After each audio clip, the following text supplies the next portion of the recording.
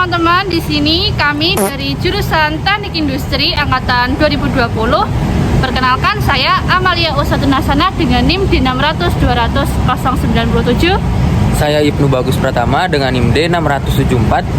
Saya Kaila Azhara dengan NIM D600-200-125. Saya Forta Budi Kusuma dengan NIM D600-200-126. Saya Garuda Pratama dengan NIM D600-200-117. Di sini kita semua akan mencari tahu tentang cerita dari pengusaha yang sukses di daerah Selo. Ikutin kami terus ya dalam tugas analisis perancangan perusahaan di teknik industri. Ikuti terus guys.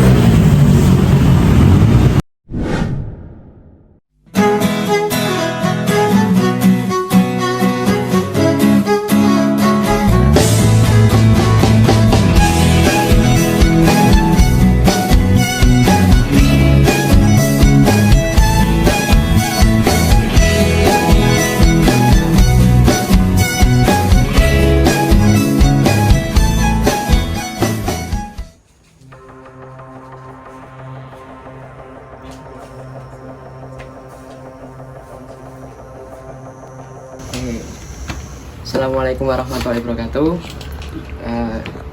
Di sini sebelum saya melanjutkan tentang wawancara cerita sukses pengusaha, sebelumnya perkenalkan dulu ini dari kami mahasiswa teknik industri untuk melengkapi tugas dari analisis perancangan perusahaan. Jadi saya sudah bersama narasumber kita dari UMKM Mokenaku ya. Ya, UMKM Mokenaku. Sebelum kita lanjut di sini boleh perkenalkan diri dulu, Pak. Assalamualaikum. Aku perkenalkan, nama saya Fahmi Salim Sungkar. Saya mahasiswa teknik industri juga angkatan 2017. Udah alumni kebetulan. Oke. Kita masuk ke pertanyaan ya, Mbak. Oke. Pertanyaan pertama, ini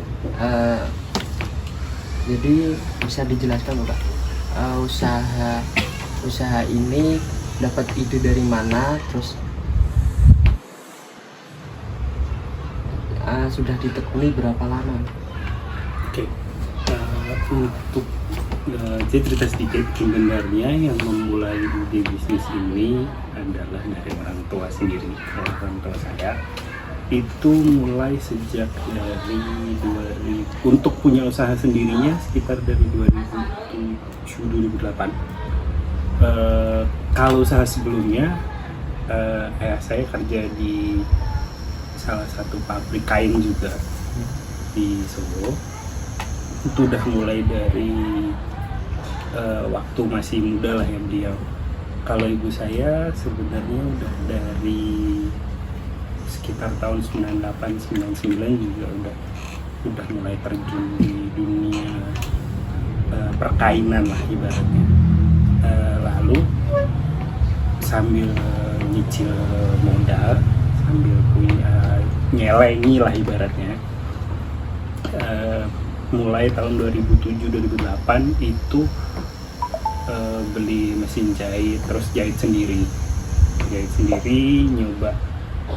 Sebelum jahit sendiri tuh jualin produk orang lain, jualin produk orang lain, jualin ya, temennya ada barang dijualin, terus ada kenalan yang punya barang dijualin sama beliau.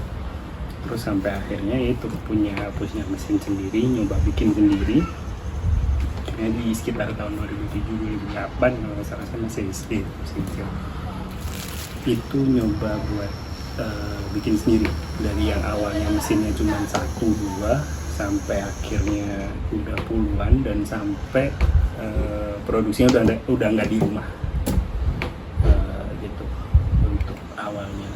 Untuk ide dari awalnya sendiri ya karena memang dari dulu udah main kain, udah lihat orang yang produksi, lihat orang yang produksi. Cuman kan dulu karena masih apa namanya, modalnya cukup minim, jadi masih ya itu sambil ngumpulin modal ikut jualin punya orang gitu, atau jual kainnya aja, jual kain mentahannya gitu buat orang yang bikin.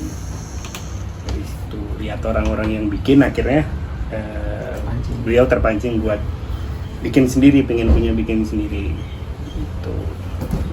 Untuk tempat produksinya di mana? Untuk sekarang sendiri mencar ya, ada di mana-mana, karena kita konsepnya adalah nyerahinnya ke kepala penjahit. Jadi dari si kepala penjahitnya ada yang di daerah Sukoharjo, ada yang dekat Bengawan Solo sini, ada yang di mayoritas di daerah sekitaran sana, Sukoharjo, daerah dekat Bengawan Solo sini. Nanti mereka yang ngerjain, entah kita yang nganterin barangnya atau kebanyakan mereka yang ngambil ke sini buat kainnya, nanti mereka yang Total karyawannya, katakan dari totalnya keseluruhannya. pastinya sih kurang ingat pasti juga, cuman 30 lebih ya. 30 lebih yang kita total semuanya 30-an lebih. Berarti itu untuk produksinya itu stok kainnya dari mana? Untuk kain sendiri itu kita dari pabrik-pabrik tertentu, kita ada kerjasama sama beberapa pabrik kain yang memang rutin supply ke kita. Jadi mereka produksi kain, terus kita lihat kainnya cocok, kita ambil lalu kita produksi. Atau ada yang kita request kain sendiri, kain model, kain jenis tertentu, atau kain dengan corak tertentu. Bisa gitu, kita kerjasama sama beberapa pemprodusen kain lah. Jadi untuk pengembangan usaha sendiri, kan ini kalau di sini sendiri kan saya cuma lihat beberapa pesanan ya, Pak. iya, Apakah ada toko sendiri buat dari Meknaku ini atau hanya menerima pesanan atau gimana? ini juga salah satu toko juga. Jadi ini nggak semuanya pesanan, ada yang memang itu yang masih di sana tuh. Ini ibaratnya stok juga. Itu yang di bawah itu baru yang pesanan. Ibaratnya yang udah pesanan yang udah kita sendiri lah. Gitu. Kalau dari toko ya di sini lah toko. Sebenarnya kalau barang lain, ada barang lain juga, nggak cuman kita produksinya cuma mukena, ada daster juga, ada kaftan, ada baju muslimah juga, ada koko, ada kaos, ada kurta, gitu.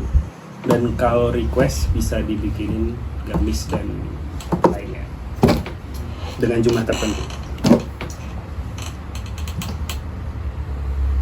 Ya ini ya. Ada yang menarik perhatian ya. Ini kok ada desain lucu, ada bonekanya itu apa? Nah itu kalau boneka sendiri tuh improvement ya ibaratnya. Karena gini, itu buat anak-anak lah. Kalau mancing buat market anak-anak tuh biasanya kan anak-anak suka yang lucu-lucu, yang ya cara mancing anak-anak lah, buat kita dapetin marketnya ke arah anak-anak juga. Ya kita tambahin lah salah satunya dengan motif yang lucu, motif yang anak-anak, atau salah satunya dengan boneka itu tadi. Gitulah. Untuk tantangan sendiri Pak kan ya kita tahu kan bahwasanya ini kita baru bangkit dari corona. Nah, tantangannya dari corona sampai sekarang ini apakah ada perbedaan atau gimana? Ada lah.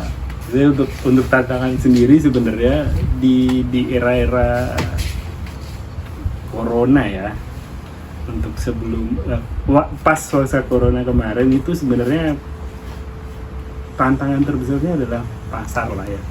Sebenarnya pasar itu pada corona lumayan fluktuatif, maksudnya kadang rame, kadang sepi, lebih sering sepinya gitu. Cuman ya itulah tantangannya sendiri adalah pasar, dan sebenarnya kan untuk sekarang sendiri udah banyak pemainnya lah ya untuk mukena, daster, kaftan dan lainnya.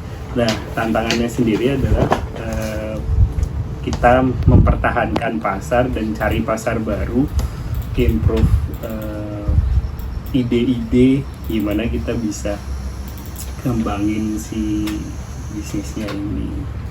Ya, mengingat ekonomi sedang tidak stabil dan lagi pesaing kita udah mulai lumayan banyak, jadi ya itu tadi gimana tantangan kita nemuin ide, bertahanin pasar, cari pasar baru.